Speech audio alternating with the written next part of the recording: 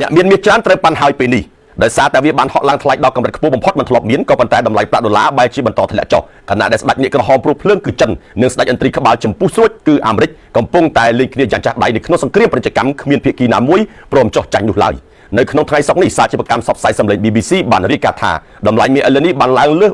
$3,200ទៅទៀតនៅក្នុង1អោនពលគឺវាជាលើកដំបូងហើយដែលបានហក់ឡើងថ្លៃខ្ពស់ដល់ថ្នាក់ហ្នឹងក៏ប៉ុន្តែប្រាក់ដុល្លារបែរជាបន្តធ្លាក់ចុះហើយទីផ្សារហ៊ុនធំៗដែលងើបឡើងវិញកាលពីម្សិលមិញរហូតធ្វើឲ្យលោក Elon Musk បានចំណេញជិត$30,000 លានត្រឹមតែរយៈពេល1ថ្ងៃនោះបានចាប់ផ្ដើមដាំក្បាលចុះវិញហើយនៅក្នុងថ្ងៃនេះក្រោយពេលដែលលោក Donald Trump ប្រកាសរឹតកចិនបន្ថែមដោយបន្ថែមពន្ធរហូតដល់145%លើទំនិញចិនគ្រប់មុខដែលនាំចូលមកកាន់ទឹកដីអាមេរិកនោះក្រោយពេលដែលលោក Donald Trump ប្រកាសធ្វើទុកបុកម្នេញលើចិនបន្ថែមរួចមន្ត្រីសេដ្ឋវិមានជាន់ខ្ពស់ពីររូបបានប្រាប់ CNN ថាអាមេរិកនឹងមិនតាក់ទងទៅចិនមុនឡើយលោក Donald Trump បានប្រាប់ក្រុមការងាររបស់លោកបែបនេះថាចិនដាច់ខាតត្រូវតែតាក់ទងមកកាន់អាមេរិកមុនដើម្បីដោះស្រាយគ្នាពីព្រោះទីក្រុងប៉េកាំងគឺជាអ្នកដែលជ្រើសរើសផ្លូវសងសឹកមុនហើយធ្វើសង្គ្រាមពាណិជ្ជកម្មកាន់តែកើនឡើងកម្ដៅបន្ថែមទៀតនោះទោះបីជាយ៉ាងណាក៏ដោយក្រុមអ្នកវិភាគបានមើលឃើញថាចិនដែលបានយកពន្ធសងសឹកលើអាមេរិករហូតដល់84%នោះទំនងនឹងមិនខ្វល់នឹងសម្ដីរបស់លោក Donald Trump ឡើយហើយលោក Donald Trump កុំសង្ឃឹមថាចិនតាក់ទងទៅអាមេរិកមុនឲ្យសោះពីព្រោះចិនបានប្រាប់យ៉ាងច្បាស់ហើយថាអាចកំដរអាមេរិកបានដល់ទីបញ្ចប់ហើយម្យ៉ាងវិញទៀតចិនក៏មានកណ្ដាប់ដាច់ធ្ងន់អាចផ្ដោះប្ដូរជាមួយនឹងអាមេរិកផងដែរ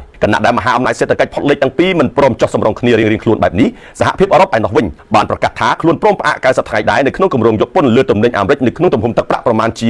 $23,000 លានក្រោយពេលដែលអាមេរិកព្រមបញ្ចុះពន្ធអន្តរកាលមកនៅត្រឹមតែ10%តែប៉ុណ្ណោះដើម្បីទប់ពេលចរចាគ្នារយៈពេល90ថ្ងៃជាមួយនឹងប្រទេសប្រហែលជា75ដែលបានតាក់ទងមកកាន់អាមេរិកសូមការចរចាគ្នានោះឧទាហរណ៍បើអាមេរិកចរចាត្រូវគ្នាជាមួយប្រទេសដទៃទៀតក៏ប៉ុន្តែនៅតែមិនត្រូវគ្នាជាមួយនឹងចិននោះអ្នកវិភាគមើលឃើញថាសេដ្ឋកិច្ចពិភពលោកនៅតែមិនល្អដដែលពលគឺមិនខុសអ្វីពីពាក្យចចាមអារ៉ាមពលថាដំរីជុលគ្នាងាប់តែស្រមោចចង្អាននោះឡើយ